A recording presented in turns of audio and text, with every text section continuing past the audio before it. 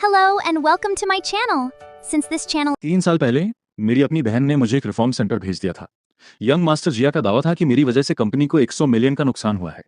मेरी बड़ी बहन ने बिना किसी हिचकिचाहट के मुझे वहां फेंक दिया ताकि मैं डिसिप्लिन सीख सकूं। मेरे अपने माँ बाप चुपचाप खड़े देखते रहे, जैसे मैं उनका बेटा नहीं, उनके लिए कोई अजनबी हूँ। 3 साल बाद मैंने डिसिप्लिन सीख ली है और अब मैं वापस आ गया हूँ, लेकिन उन्हें अब पछतावा हो रहा है। 3 साल बाद मैं फिर से जू फैमिली की विला के मेन गेट के सामने खड़ा हूँ। सच कहूँ तो मैंने कभी नहीं सोचा था कि यहाँ दोबारा कदम रखूंगा। 3 साल पहले उसी रात मुझे इसी जगह से जबरदस्ती घसीट कर ले जाया गया था।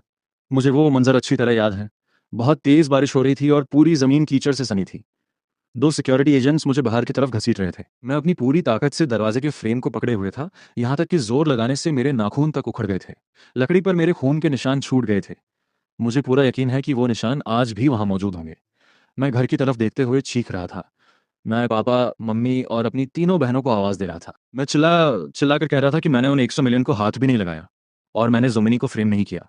मैंने उनसे गिड़गिड़ाकर बस एक बार यकीन करने को कहा, लेकिन किसी ने मेरी बात नहीं सुनी। वो सब सीढ़ियों पर खड़े मुझे ऐसे देख रहे थे जैसे मैं कोई पागल कुत्ता हूँ, जैसे मैं कुदरत की कोई बहुत बड़ी गलती हूँ। मेरे पिता ने तो मेरी तरफ देखना तक गवारा नहीं किया। उन्होंने अपनी पीठ मोड़ ली। मेरी माँ हाथ मुंह पर रख कर रही थी, लेकिन वो ये सोच कर रही थी कि उसने मुझ जैसे राक्षस को जन्म कैसे दिया। मेरी बड़ी बहन जुकिनजू एकदम ठंडे चेहरे के साथ सिक्योरिटी को जल्दी करने का ऑर्डर दे रही थी ताकि पड़ोसियों के सामने तमाशा न बने। मेरी दूसरी बहन ने अपना चश्मा ठीक करते हुए कहा कि इसे बंद कर दो और हमेशा के लिए सुधार दो। मेरी तीसरी बहन जोई ने कुछ कहने की कोशिश की, लेकिन बड़ी बहन की एक डरावनी नजर ने उसे चुप करा दिया। इधर जुमिंग सबके पीछे सिर झुकाए खड़ा था। उसके कंधे कांप रहे थे। ऐसा लग रहा था जैसे वो डर के मारे मर रहा है। लेकिन सिर्फ मैंने देखा था जब उसने सिर उठाया। उसकी आंखों में वो मजाक उड़ाती चमक और वो मुस्कान, मैं उसे कभी नहीं भूलूंगा।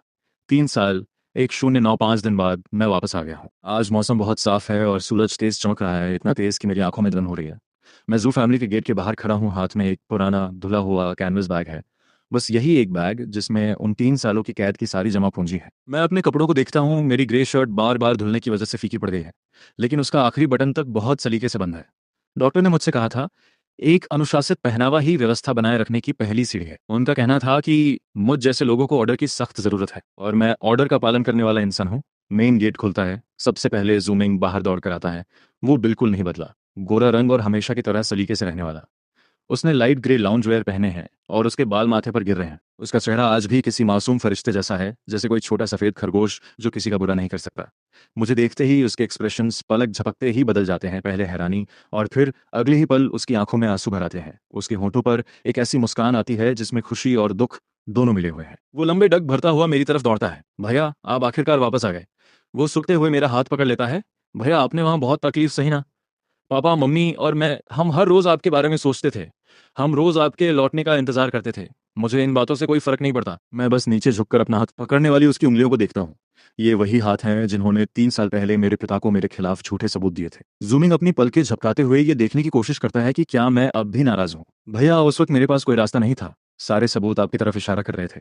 वो अपनी बात पूरी भी नहीं कर पाया था कि पीछे से मेरी माँ दौड़ती हुई आई। उन्होंने डार्क रेड कार्डिगन पहना था।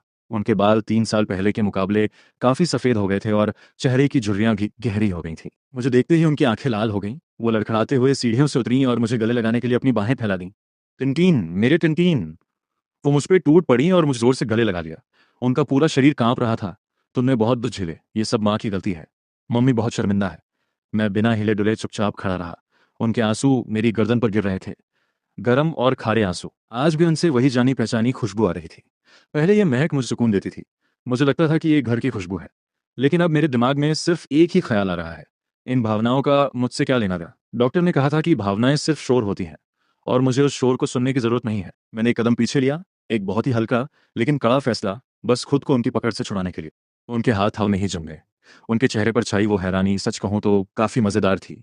वो सदमे में थी। टिंटीन, तुम्हें क्या हुआ है? इधर जुमिंग ने माहौल को हल्का करने के लिए बीच बचाव किया। उसने मेरा साथ देने के लिए हाथ आगे बढ़ाया। मम्मी, आप उदास मत होइए। भैया अभी अभी तो आए हैं, उन्हें थोड़ा वक्त लगेगा। मुझे यकीन है भैया आज भी हमसे प्यार करते हैं। मेरी तीसरी बहन जोई भी घर से बाहर दौड़ती हुई आई। उसने एक लंबी ऑफ वाइट ड्रेस पहनी थी, बाल खुले थे और उसकी आंखें भी लाल थीं। टिंटीन, वो मेरा हाथ पकड़ने के लिए आगे बढ़ी, लेकिन मैं किनारे होकर बच निकला।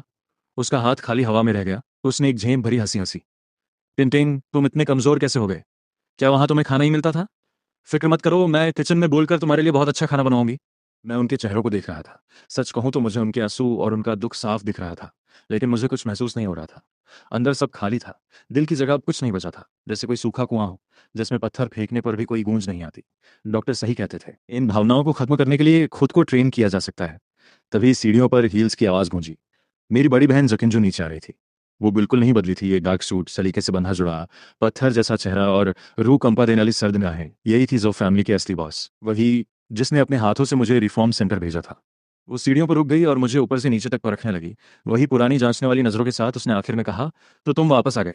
उसकी आवाज़ पहले जैसी ही ठंडी थी। क्या उन 3 सालों में तुमने कम से कम रूल्स तो सीख लिए? जैसे ये शब्द उसके मुंह से निकले, पूरे कमरे का माहौल जम गया। मेरी माँ ने रोना बंद कर दिया। मेरी तीसरी बहन चुप हो गई और जूमिंग भी एक तरफ जाकर खड़ा हो गया। उसकी आंखें इधर उधर घूम रही थीं, जैसे वो इस तमाशे का मजा लेने के लिए तैयार हो। वो सब मुझे घूर रहे थे। अगर 3 साल पहले मैंने ये सुना होता तो मैं पक्का वहीं टूट जाता। मैं अपना सिर झुका लेता और रोते हुए कहता, बड़ी दीदी, मुझसे गलती हो गई। मैं उन्हें सफाई देता कि मैं वहाँ कितना आज्ञाकारी बनकर रहा। लेकिन अब मैंने सिर उठाया और सीधे उसके जॉलाइन को देखने लगा। डॉक्टर ने कहा था कि किसी की आंखों में सीधे देखने से बेमतलब की हमदर्दी पैदा हो सकती है। जबड़े को देखना तमीज वाला तरीका है और इससे दिमाग ठंडा रहता है। मैं बोलने लगा। मेरी आवाज बहुत धीमी और नपी तुली थी, जिसमें कोई इमोशन नहीं था। जैसे ही मेरे मुंह से डायरेक्टर जो शब्द निकला, जुकिंजू की भौहें तन गई। मेरी माँ की तो सांसें ही थम गईं। तिनतीन, ये तुम अपनी बड़ी बहन को किस नाम से बुला रहे हो? मैंने उन्हें इग्नोर कर दिया। जो बातें मैंने तैयार की थी उन्हें एक सांस में कह दिया। मुझे 3 चीजें चाहिए। पहला, मेरा अपना कमरा। दूसरा, मेरा फोन। और तीसरा, मेरे आइडेंटिटी पेपर्स।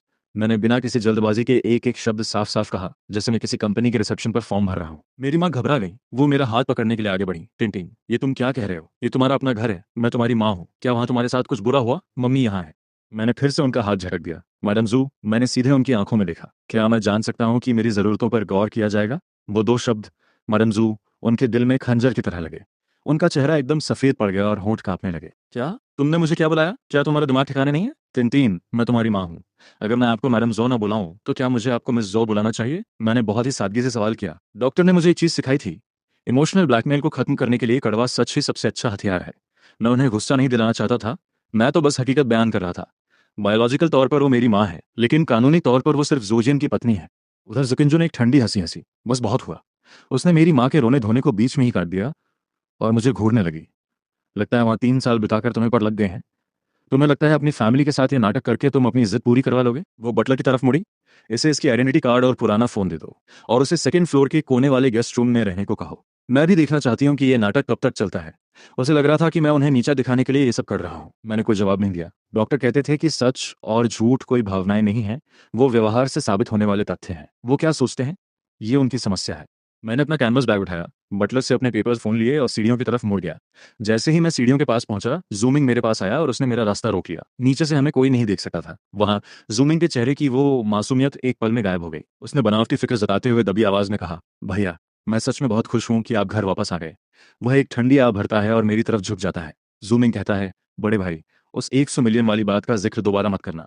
बड़ी बहन अभी भी बहुत गुस्से में है। अगर तुमने फिर से कोई मुसीबत खड़ी की तो वो तुम्हें वापस वहीं भेज देगी। ये कहते वक्त उसकी नजरें मेरे चेहरे पर टिकी हैं। वो मुझे परखने की कोशिश कर रहा है। वो चाहता है कि मैं ठीक उसी तरह भड़क जाऊं और चिल्लाने लगूं जैसा 3 साल पहले हुआ था। अपनी पिछली जिंदगी में मुझ पर पैसों की हेराफेरी का झूठा इल्जाम लगाया गया था। इसके बाद उसे बस नाटक करते हुए सीढ़ियों से नीचे गिरना होगा और पूरा परिवार मुझे एक बार फिर मुजरिम मान लेगा। ओह, कितना पुराना और जाना पहचाना सिनेरियो है ये। मैं उसके इस पाखंडी चेहरे को देखता रहता हूँ। जाउटिंग सोचता है, तुम चाहते क्या हो? मैं समझदारी दिखाऊं या तुम ये उम्मीद कर रहे हो कि मैं पहले की तरह खुद को कुचले जाने दूं? वो बहुत ही धीमी आवाज में उससे यह सवाल पूछता है। ये सुनकर जूमिंग जैसे जमसा जाता है। जाहिर है उसे अंदाजा भी नहीं था कि मैं अचानक ऐसी बात कह दूंगा। जूमिंग कहता है, तुम ये कैसी बातें कर रहे हो? मैं तो ये सब तुम्हारी भलाई के लिए कह रहा हूँ। मैं उसे याद दिलाता हूँ कि डॉक्टर ने कहा था कि झूठ बोलना और किसी पर झूठा इल्जाम लगाना गलत बात है। मैं सीधा उसकी आंखों में झांकता हूँ। मेरी आवाज अब पहले से भी ज्यादा साफ है, जैसे मैं कोई अटल सच्चाई बता रहा हूँ। अगर तुम मुझे नसीहत देने की कोशिश कर रहे हो तो पहले ये साबित करो कि उन 100 मिलियन का मुझसे कोई लेना देना है। मैं अपनी बात बीच में ही रोक देता हूँ। साउटिंग का बर्ताव बर्फ की तरह ठंडा और बेहद तमीज वाला है। टेटी लाजे लाए हैं, वह आगे कहता है, लेकिन अगर तुम मुझे धमकी देने की कोशिश कर रहे हो तो याद रखना कि जो अपनी हद पार करेगा अंजाम भी वही भुगतेगा। यंग मास्टर जो, जरा रास्ते से हटिए। रास्ता रोकना बदतमीजी होती है। जूमिंग मुझे ऐसे देख रहा है जैसे उसने कोई भूत देख लिया हो। उसकी आंखों में न गुस्सा है और न डर, बस एक सन्नाटा है। मैं उसे पूरी तरह इग्नोर करता हूँ और उसके बगल से निकलते हुए कॉरिडोर के आखिर में मौजूद गेस्ट रूम की तरफ बढ़ जाता हूँ। जैसे ही मैं दरवाजा बंद करता हूँ, मेरा जो फैमिली के साथ बचा कुचा रिश्ता भी हमेशा के लिए टूट जाता है। कमरा बहुत बड़ा नहीं है, लेकिन साफ सुथरा है, चादरें नहीं है और मेज पर एक छोटा सा पौधा भी रखा है। मैं खिड़की के पास खड़ा होकर नीचे बगीचे की उन कटी छटी झाड़ियों को देखता हूँ। 3 साल बीत गए, ये घर जरा भी नहीं बदला, लेकिन मैं अब वो पुराना जाउटिन नहीं रहा। मैं अपना वो पुराना फोन निकालता हूँ जो 3 साल से चार्ज नहीं हुआ था। जैसे मैं उसे प्लग इन करता हूँ और स्क्रीन जलती है, मुझे अनगिनत अनरेड मैसेजेस दिखाई देते हैं। ये सब 3 साल पुराने हैं। मैं उन्हें खोलता नहीं हूँ, बल्कि अपनी पुरानी आदत के मुताबिक नोट एप्लीकेशन खोलकर एक लाइन लिखता हूँ, journal observation day 1, physical boundaries set. Doctor सही कहते थे, नोट लिखना ही खुद को होश में रखने का सबसे अच्छा तरीका है। खिड़की के बाहर आसमान धीरे धीरे काला पड़ रहा है और मैं बिस्तर के कोने पर बैठ जाता हूँ। जूमिंग का चेहरा बार बार मेरे ख्यालों में आ रहा है, उसकी वो बनावटी मुस्कान और झूठी फिक्र। 3 साल पहले इसी नकाब ने मुझे धोखा दिया था। मैं उसे अपना सगा छोटा भाई मानता था और अपनी हर बात उसे बताता था। मुझे उसके हर लफ्ज पर यकीन था, लेकिन आखिर में उसने मेरी पीठ में छुरा घोंपा। उसने मुझे उस हद तक धोखा दिया जिसकी कोई सीमा नहीं थी। पर मुझे उससे नफरत नहीं है, वाकई नहीं। डॉक्टर ने कहा था कि नफरत करने में बहुत एनर्जी लगती है और मेरे पास अब उतनी एनर्जी नहीं बची। लेकिन हाँ, मुझे उसकी हर छोटी से छोटी करतूत याद है। मुझे उसकी हर चाल याद है कि कैसे उसने धीरे धीरे मुझे खाई में धकेल दिया था। वह सब मेरे दिमाग में पत्थर की लकीर बन चुका है। अचानक कॉरिडोर में कदमों की आहट सुनाई देती है और कोई दरवाजा खटखटाने लगता है। दरवाजे के पीछे से माँ की आवाज आती है, जाउतिन, ये माँ है, मैंने तुम्हारे लिए सूप बनाया है, क्या तुम दरवाजा खोलोगे प्लीज? मैं अपनी जगह से एक इंच भी नहीं हिलता।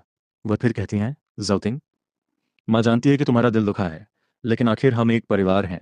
खून का रिश्ता तो है हमारा, खून का रिश्ता। सुनने में कितना अच्छा लगता है ना। 3 साल पहले जब उन्होंने मुझे यहाँ से दूर भेजा था, तब किसी को खून के रिश्ते की याद क्यों नहीं आई?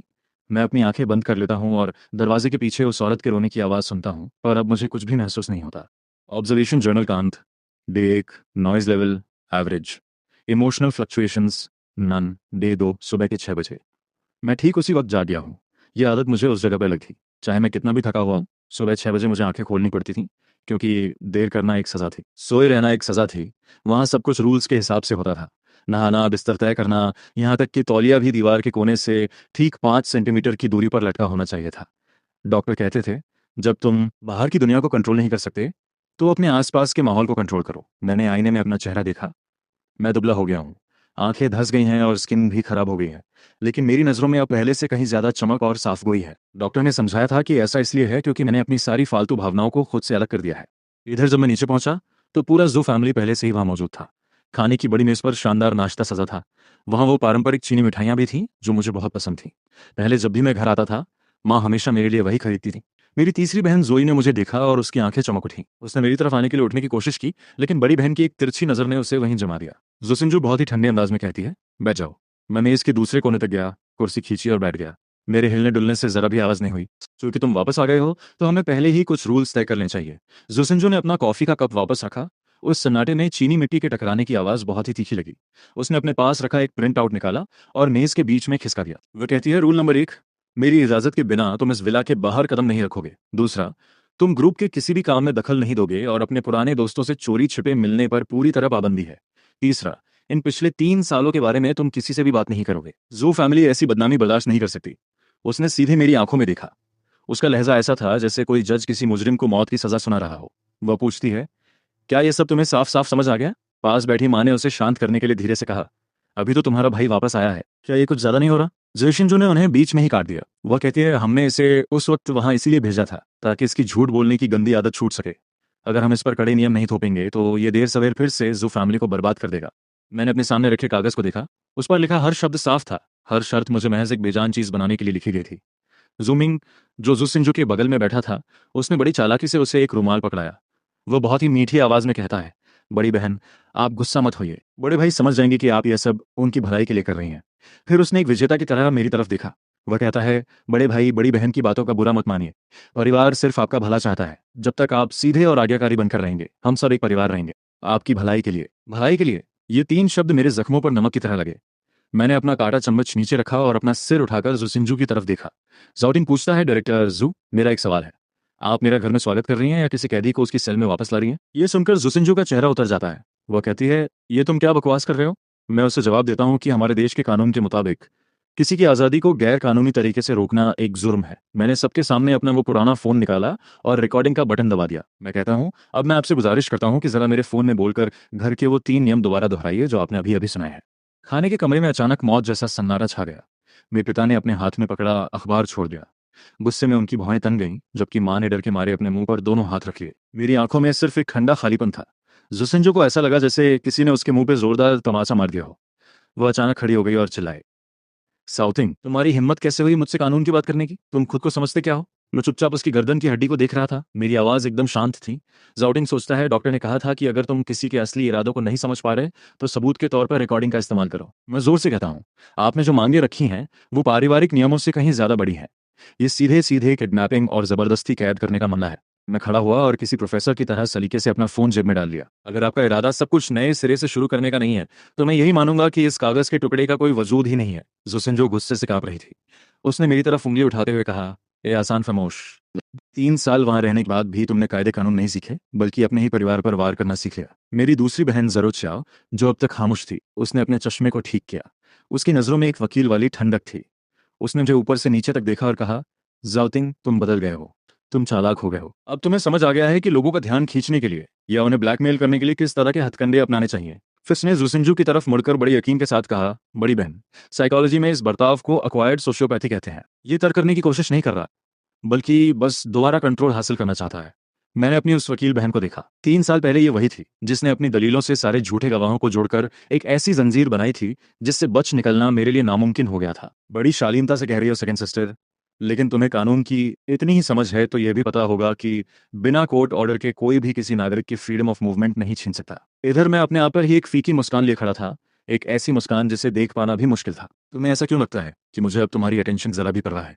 डॉक्टर ने कहा था कि जो लोग सोने का नाटक कर रहे हों उन्हें जगाने की कोशिश मत करो, सीधा उनकी चादर ही खींच लो। मैं उनकी तरफ मुड़ा तक नहीं और उनके उतरे हुए चेहरों को पीछे छोड़ते हुए सीधा दरवाजे की तरफ बढ़ गया। अभी के अभी रुक जाओ, पीछे से जोंजू चिल्लाई।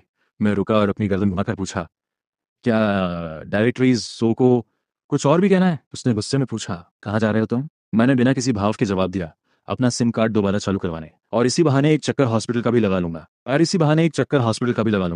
मेरी माँ ने घबराते हुए पूछा, हॉस्पिटल क्यों जाना है? मैंने जवाब दिया, डॉक्टर का कहना है कि इतने लंबे समय तक बेहद स्ट्रेसफुल एनवायरनमेंट में रहने की वजह से मुझे रेगुलर साइकोलॉजिकल चेकअप की जरूरत है, ताकि ये पक्का हो सके कि मैं समाज के लिए कोई खतरा तो नहीं। फिर मेरी नजर जूमिंग पर जा टिकी, जो चेहरे पर मासूमियत का मुखौटा लगाए खड़ा था।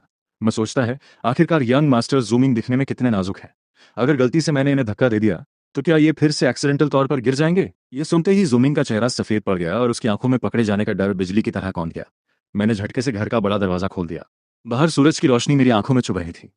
मैंने पीछे मुड़कर नहीं देखा, क्योंकि मैं जानता था कि इस वक्त जू फैमिली के उस आलीशान कमरे में जूमिंग पक्का मेरी सेकंड सिस्टर के पास गया होगा। वे दोनों मिलकर मुझे इस रास्ते से हटाने का कोई आखिरी और पक्का रास्ता ढूंढ रहे होंगे, लेकिन मुझे बस इंतजार करना है। डॉक्टर ने कहा था कि बुरे लोग अपने लालच की वजह से कोई ना कोई सुराग जरूर छोड़ते हैं। बस इंतजार करो कि वे कोई गलती करें और फिर हिसाब बराबर करने के लिए वहां मौजूद रहो। ये सिस्टम नोटिफिकेशन की तरह गूंजता है। ऑब्जर्वेशन जर्नल डे 2, शतरंज का खेल शुरू हो चुका है।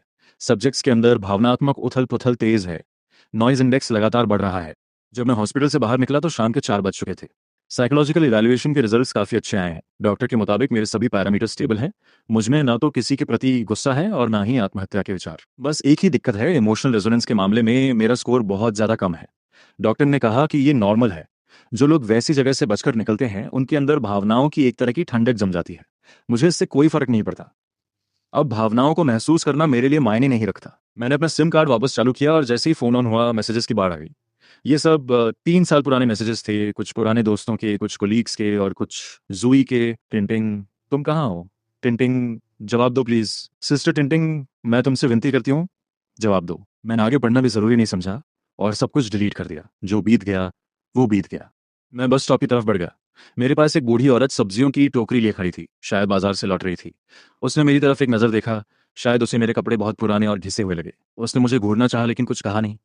मुझे यह एहसास बहुत पसंद आया, यहाँ कोई मुझे नहीं जानता। कोई मुझे इस नज़र से नहीं देख रहा कि देखो ये जू फैमिली का वो श्रापित बेटा है। बस आई और मैं खिड़की वाली साइड पर बैठ गया। बस झटके खाते हुए आगे बढ़ने लगी। मैं बाहर उन गलियों को देख रहा था जहां से मैं 3 साल पहले गुजरा था। सच कहूं तो ये शहर आज भी उतना ही जिंदा और चमक धमक वाला है, लेकिन इसे देखना किसी धुंधली पुरानी तस्वीर को देखने जैसा है। सब कुछ वही है, लेकिन फिर भी कुछ भी वैसा नहीं रहा। अचानक मेरा फोन वाइब्रेट हुआ। एक अनजान नंबर से मैसेज था, आज के इवैल्यूएशन रिजल्ट्स मुझे भेज देना। मैंने जवाब में सिर्फ ठीक है लिखा। डॉक्टर ने मुझसे कहा था कि सिर्फ यही वो इंसान है जो वाकई मेरा भला चाहता है, भले ही उसकी दया थोड़ी बेरहम और डरावनी क्यों ना हो। पर वो सही कहता है, इस दुनिया में सिर्फ नियम ही है जो कभी धोखा नहीं देते, सिर्फ ऑर्डर ही शाश्वत है। मैं सीट के सहारे पीछे झुक गया और आंखें बंद कर ली। 3 साल पहले की वो रात याद आ गई जब उन्होंने मुझे पहली बार बंद किया था। 4 सफेद दीवारों वाला कमरा, न खिड़की न बिस्तर, बस पत्थर जैसी एक सख्त कुर्सी। उन्होंने मुझे दीवार की तरफ मुंह करके घंटों बिठाए रखा। पहले दिन मैं रोया, दूसरे दिन मैं चिल्लाया, तीसरे दिन मैं भीख मांगी और चौथे दिन मेरे गले से आवाज निकलना बंद हो गई। मैं बस बैठा उस सफेद दीवार को घूरता रहा। उसे देखते देखते ऐसा लगा जैसे मुझे सब समझ आ गया हो। बाद में डॉक्टर ने बताया कि इसे लर्नेड हेल्पलेसनेस कहते हैं। फिर उन्होंने मुझे चीज़ों को ऑब्जर्व करना सिखाया, सब कुछ रिकॉर्ड करना, अपनी भावनाओं को काबू में रखना और भावनाओं की जगह लॉजिक का इस्तेमाल करना। उन्होंने कहा कि इन सब में महारत हासिल करने के बाद ही मैं यहाँ से बाहर निकल पाऊंगा और फिर मुझे कभी कोई चोट नहीं पहुंचा पाएगा। मैंने वो सबक अच्छी तरह सीख लिया। बस मेरे स्टॉप पर रुकी और मैं उतरकर पैदल घर की तरफ चल पड़ा। जब मैं जो फैमिली की विला के पास पहुंचा तो रात हो चुकी थी। बड़ा गेट खुला था और अंदर तेज रोशनी के साथ लोगों के हंसने की आवाजें आ रही थीं। पक्का कोई मेहमान आए होंगे। मैं जैसे ही अंदर घुसा पूरा सैलून लोगों से भरा था। जो फैमिली के रिश्तेदार और कुछ बिजनेस पार्टनर्स, वे सब चाय नाश्ता करते हुए मजे से बातें कर रहे थे। लेकिन जैसे ही उन्होंने मुझे देखा, पूरा कमरा एक पल में खामोश हो गया। सबकी नजरें मुझ पर थीं, जैसे किसी चिड़ियाघर के जानवर को देख रहे हों। उनकी आंखों में उत्सुकता थी, घृणा थी और एक अजीब सी सनक। एक आंटी ने धीरे से पास वाले से फुसफुसाते हुए कहा, क्या यह वही है जिसे 3 साल तक बंद रखा गया था? दूसरे ने जवाब दिया, आवाज कम करो। सुना है जो लोग वैसी जगहों से आते हैं वे दिमागी तौर पर ठीक नहीं होते। हमारा मिंग कितना समझदार है, देखो बिजनेस कितनी अच्छी तरह संभाल रहा है। सच है। सगा बेटा उस बेटे के बराबर नहीं हो सकता जिसे आपने खुद पाला पोसा हो। ये बातें साफ मेरे कानों तक पहुंच रही थी। मैं नहीं रुका और सीधा वाटर डिस्पेंसर के पास गया। मैंने एक साफ गिलास लिया और उसमें धीरे धीरे पानी भरने लगा। डॉक्टर ने कहा था, दूसरों के फैसले सिर्फ उनकी अपनी सोच का हिस्सा होते हैं, तुम्हारी हकीकत नहीं। मुझे फर्क नहीं पड़ा, लेकिन मैंने देखा कि जूमिंग वहां नहीं था। वो कहाँ गया? तभी सीढ़ियों से कदमों की आवाज आई। जूमिंग नीचे आ रहा था, नए कपड़ों में, एक ब्लू कैजुअल सूट जैकेट और एकदम सलीके से बने हुए बाल। उसके चेहरे पर एक परफेक्ट मुस्कान थी। मुझे देखते ही उसकी आंखें चमक उठीं और वो शैंपेन का गिलास लिए मेरी तरफ बढ़ा। ग्रैंड ब्रदर, तुम वापस आ गए? उसने मुस्कुराते हुए कहा। उसकी आवाज उतनी ही तेज थी जितनी में सब सुन सके। ग्रैंड ब्रदर, तुमने बताया क्यों नहीं कि आज तुम बाहर जा रहे हो? मैं तुम्हारे लिए परेशान था। वो मेरे सामने आकर खड़ा हो गया और मुझे ऊपर से नीचे तक देखा। ग्रैंड ब्रदर, तुम्हारे कपड़े बहुत पुराने हैं, बाद में मैं तुम्हें नए कपड़े दिलाने ले चलूंगा। जू फैमिली का कोई सदस्य ऐसे बाहर नहीं जा सकता, लोग मजाक उड़ाएंगे। उसकी बातें कितनी फिक्रमंद और समझदारी भरी थी। आसपास के रिश्तेदार सिर हिलाने लगे, देखो जूमिंग कितना बड़ा दिल वाला और दयालु है। मैंने कुछ नहीं कहा, बस पानी पीता रहा। जूमिंग को शायद लगा कि इतना काफी नहीं है। वो एक कदम और करीब आया और इतनी धीमी आवाज में फुसफुसाया कि सिर्फ मैं सुन सकूं, देख रहे हो ग्रैंड ब्रदर, तुम्हारे वापस आने से यहाँ कोई खुश नहीं है। तुम बस एक कूड़ा हो जिसे कोई नहीं चाहता। जैसे ही उसने बात खत्म की, वो आधा कदम पीछे हटा और उसके चेहरे पर अचानक डर के भाव आ गए। उसने बड़ी जोर शोर से अपने हाथ ऊपर उठाए जैसे मैं उसे मारने वाला हूँ। ग्रैंड ब्रदर, गुस्सा मत करो, मैं तो बस तुम्हें समझा रहा था। कमरे में मौजूद लोगों की सांसें थम गईं। किसी ने सिक्योरिटी को बुलाने की बात शुरू कर दी। तभी भीड़ को चीरते हुए ज़िवेंजू सामने आई। उसका चेहरा गुस्से से लाल था। जाओटिंग, ये तुम्हें क्या हो गया? तुम्हें अंदाजा भी है आज यहाँ कितना बड़ा इवेंट है? उसने ये पूछने की जहमत भी नहीं उठाई कि हुआ क्या है। बस सीधा मुझे गुनहगार मान लिया। जूमिंग डरपोक खरगोश की तरह ज़िवेंजू के पीछे छिप गया और उसके कंधे कांपने लगे। बड़ी सिस्टर, उन्हें दोष मत दो। वो अभी अभी वैसी जगह से आए हैं, उनका मानसिक संतुलन बिगड़ना स्वाभाविक है। मैं ठीक हूँ, बस भाई मुझे मारे नहीं। वो सबके सामने यह जाहिर कर रहा था कि मैं हिंसक हूँ और एक खतरनाक इंसान हूँ। मैंने उसके उस मासूम चेहरे को देखा, फिर ज़िवेंजू की उन गुस्से भरी आंखों को। आखिर में मेरी नज़र थोड़ी दूर खड़े अपने माता पिता पर पड़ी, जिनके चेहरे पर सिर्फ शक और नफरत थी। यही मेरा परिवार है। मैंने अपना गिलास मेज पर रखा। मेज की सतह से गिलास के टकराने की हल्की सी आवाज आई। मैंने एक कदम आगे बढ़ाया और सीधा जूमिंग के सामने जाकर खड़ा हो गया। उसे लगा कि मैं 3 साल पहले की तरह टूट जाऊंगा, चिल्लाऊंगा और सफाई दूंगा कि मैंने किसी को नहीं मारा। उसकी आंखों में जीत की चमक थी, लेकिन मैंने वैसा कुछ नहीं किया। मैंने अपना हाथ उठाया और पूरी शांति के साथ उसके चेहरे पर एक जोरदार थप्पड़ जड़ दिया। उस थप्पड़ की गूंज पूरे सैलून में बिजली की कड़कड़ाहट की तरह फैली।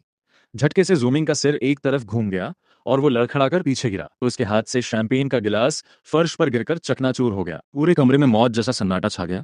हर कोई सन्न था, यहाँ तक कि ज़ोइंजू भी पत्थर बन गई, जैसे उसे यकीन ही न हो रहा हो कि मैंने वाकई हाथ उठाने की हिम्मत की है। जूमिंग अपना सूजा हुआ लाल गाल पकड़ती है और मेरी तरफ बेचारगी से देखती है।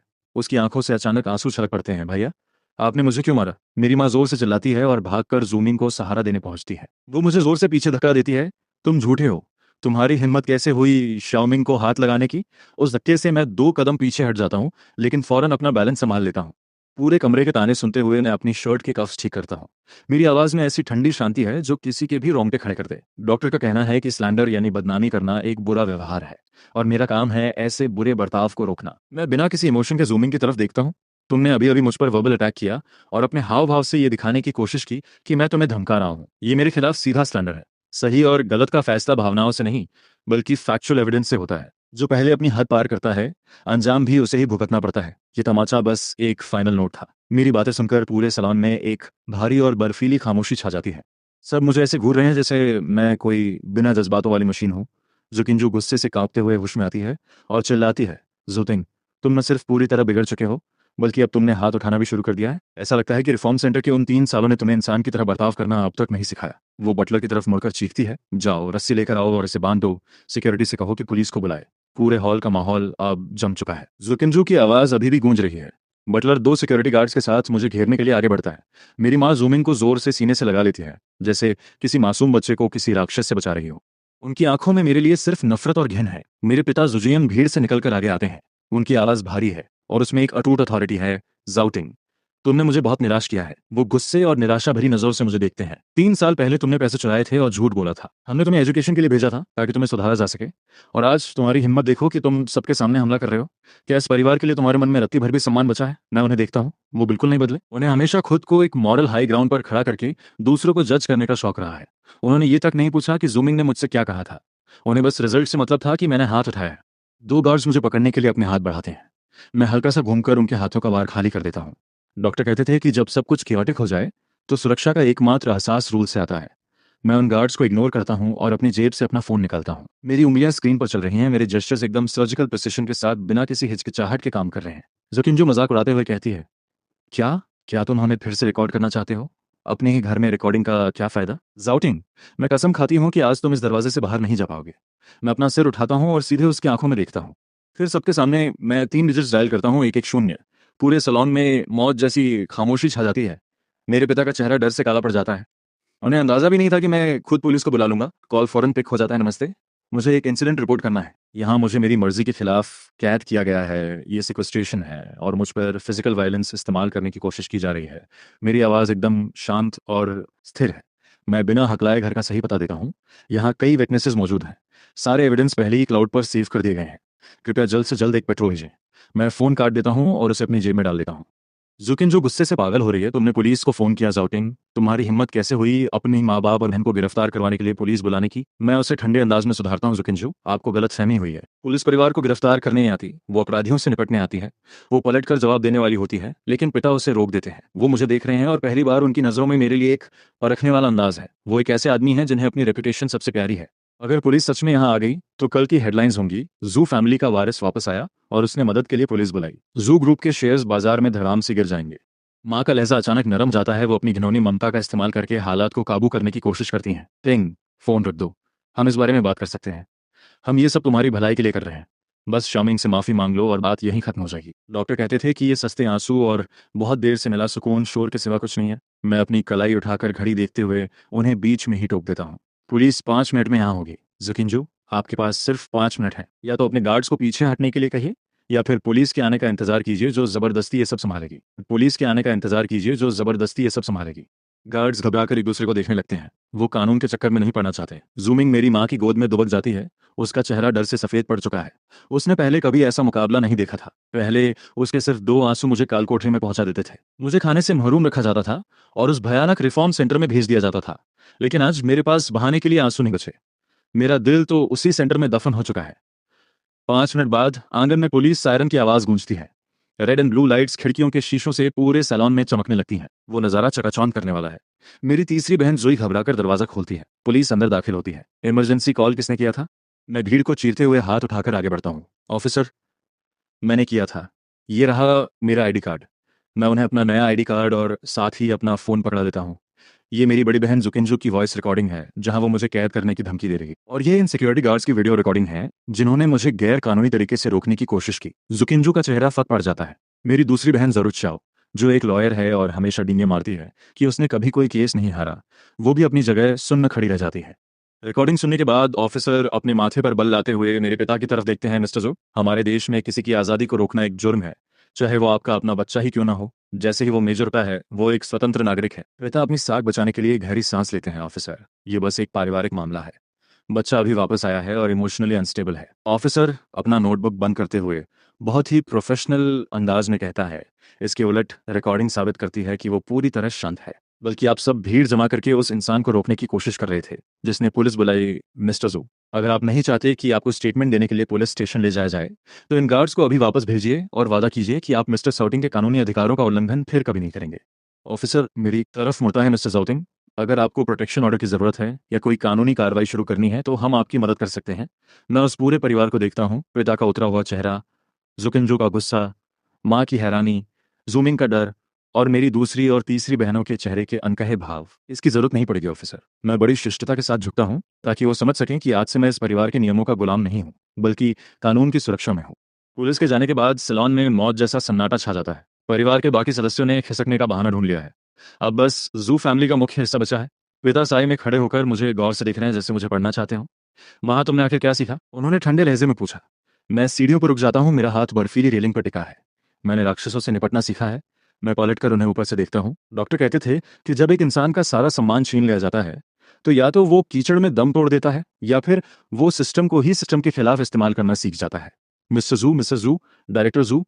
मैं एक एक करके उनके टाइटल्स पुकारता हूँ। मेरी आवाज भावनाओं से पूरी तरह खाली है। Welcome to my world. इतना कहकर मैं अपने गेस्ट रूम में चला जाता हूँ और धीरे से दरवाजा लॉक कर देता हूँ। Journal observation day 4। External system का दखल सफल रहा। सारे न्यूसेंसेस को जबरदस्ती काट दिया गया है। जू फैमिली अब डर महसूस करने लगी है। डॉक्टर कहते थे डर ही वो एकमात्र इलाज है जो इन्हें हकीकत में वापस ला सकता है। मैं बिस्तर के किनारे बैठकर खिड़की से बाहर काली रात को देखता हूँ। नीचे अब फिर से खामोशी छा गई है। वो सारा शोर और हंगामा गायब हो चुका है। परिवार के सदस्य बिखर चुके हैं, शायद अपने कमरों में आज की घटना को पचाने की कोशिश कर रहे हैं। मैं सोच रहा हूँ कि वो इस वक्त क्या सोच रहे होंगे। क्या वो मुझे एक एहसान फरामोश कह रहे होंगे या मुझे वहां भेजने के अपने फैसले पर पछता रहे होंगे, या शायद वो कुछ भी नहीं सोच रहे। उनकी तरह के लोग कभी खुद का आत्मचिंतन नहीं करते। वो हमेशा कसूर दूसरों पर मर देते हैं। मैं छत को ताकते हुए लेट जाता हूँ। सफेद छत बिल्कुल वैसी ही जैसी रिफॉर्म सेंटर के आइसोलेशन सेल में थी। जब मैं वहां बंद था तो अक्सर सारा दिन लेटे लेटे इसी छत को देखता रहता था। कभी कभी मैं सोचता था अगर मैं यहाँ मर गया तो क्या उन्हें दुख होगा, क्या मेरी माँ रोएगी, क्या पिता को पछतावा होगा, क्या मेरी बहनें मुझे याद करेंगी। और फिर अंत में मुझे समझ आ गया कि जवाब है नहीं। वो बस चैन की सांस लेता। उसे इस बात की खुशी होती कि उसे अब उस बेटे की फिक्र नहीं करनी पड़ेगी जो उसके परिवार के नाम पर एक धब्बा था। यही वजह थी कि मैं मर नहीं सकता था। मुझे हर हाल में जिंदा रहना था, वहां से बाहर निकलने के लिए और उनके सामने सीधा खड़ा होने के लिए, ताकि वो देख सकें कि उन्होंने अपने ही हाथों से किस कदर अपने बेटे को तबाह कर दिया है। वो वापस जिंदा कैसे आ गया? तभी मेरा फोन वाइब्रेट होता है। मैंने उसे उठाकर देखा। उस अनजान नंबर से एक मैसेज आया था, आज रात जो भी हुआ उसे नोट कर लो। मैंने जवाब दिया, वो पहले ही हो चुका है। उधर से रिप्लाई आता है, बहुत अच्छे, नजर बनाए रखो। मैंने फोन एक तरफ रखा और अपनी आंखें बंद कर ली। डॉक्टर सही कहते थे, मैं उनका मास्टरपीस हूँ। उन्होंने ही मुझे अपने हाथों से तराशा है। उनके बिना वो कभी नहीं बन पाता जो मैं आज हूँ। लेकिन कभी कभी मैं सोचता हूँ कि अगर मैं उस वक्त उनसे न मिला होता तो आज मैं कैसा दिखता। शायद मैं अब तक मर चुका होता। नहीं, उस सफेद दीवारों वाले कमरे में उन इलेक्ट्रिक शॉक्स और तन्हाई के बीच हर दिन मर रहा होता, उस कभी न खत्म होने वाले अंधकार में। मुझे वाकई उनका शुक्रगुजार होना चाहिए। भले ही उनके तरीके डरावने थे, लेकिन उनकी वजह से मैं जिंदा बच पाया और बस यही मायने रखता है। ऑब्जर्वेशन जर्नल का अंत day 4। Noise level high, emotional fluctuation 5। अगली सुबह पुलिस के जाने के बाद बटलर ने मेरा दरवाजा खटखटाया। उसने बताया कि मोंसियर जो और डायरेक्टर जोएंजो ऑफिस में मेरा इंतजार कर रहे हैं। मैंने अपनी वही पुरानी धुली हुई ग्रे शर्ट पहनी और उसका कॉलर ऊपर तक सलीके से बंद किया। सीढ़ियों से नीचे उतरते वक्त पूरे हॉल में मौत सा सन्नाटा पसरा था। मेरी माँ सोफा पर बैठी थी। उसकी आंखें रो रो कर सूज गई थी। मुझे नीचे आते देख उसके होंठ कांपने लगे। वो कुछ कहना चाहती थी पर एक शब्द भी बाहर नहीं निकला। मैंने उसे इग्नोर किया और सीधा ऑफिस की तरफ गया। दरवाजा थोड़ा सा खुला था। मेरे पिता अपने उस बड़े से पैलेसैंडर डेस्क के पीछे बैठे थे और जुइंजो खिड़की के पास खड़ी थी। यही जू फैमिली की सत्ता का असली केंद्र है। पहले इस कमरे में कदम रखते ही मेरे हाथ पसीने से भीग जाते थे। मैं डर के मारे उनकी एक एक्सप्रेशन को बड़े ध्यान से देखता था कि कहीं मेरा कोई शब्द उन्हें नाराज न कर दे। मुझे डर लगता था कि वो फिर से मुझसे कहेंगे कि मैं जूमिंग जैसा समझदार और आज्ञाकारी क्यों नहीं हूं। लेकिन अब मुझे बस ये लग रहा है कि इस कमरे की साउंड प्रूफिंग वाकई बहुत कमाल की है। मैं अंदर गया, डेस्क के सामने वाली कुर्सी खींची और बैठ गया। मेरी हर मूवमेंट बहुत हल्की और शांत थी, बिना किसी आवाज के। मेरे पिता मुझे घूर रहे थे। उनके माथे पर गहरी शिकन थी। वो एक ऐसे आदमी हैं जिन्हें अपनी इमेज की सबसे ज्यादा फिक्र रहती है और उन्हें हर चीज कंट्रोल करने की आदत है। कल रात पुलिस के आने से उन्हें यह बुरी तरह एहसास हो गया था कि उनका पुराना फैमिली डिसिप्लिन अब मुझ पर काम नहीं करने वाला। इसलिए उन्होंने एक बिजनेस नेगोशिएटर वाला रास्ता चुना। जोएंजो पास आई और उसने एक भारी डॉसिये मेरे सामने फेंक दिया। कागज मेज पर बिखर गए। पहले पेज पर लिखा था, confidentiality agreement and renunciation of succession rights. जोएंजो अपनी उसी पुरानी अकड़ और ठंडी आवाज में कहती है, बस इस डॉक्यूमेंट पर साइन कर दो। तुम्हें वादा करना होगा कि तुम बाहर किसी को कुछ नहीं बताओगे।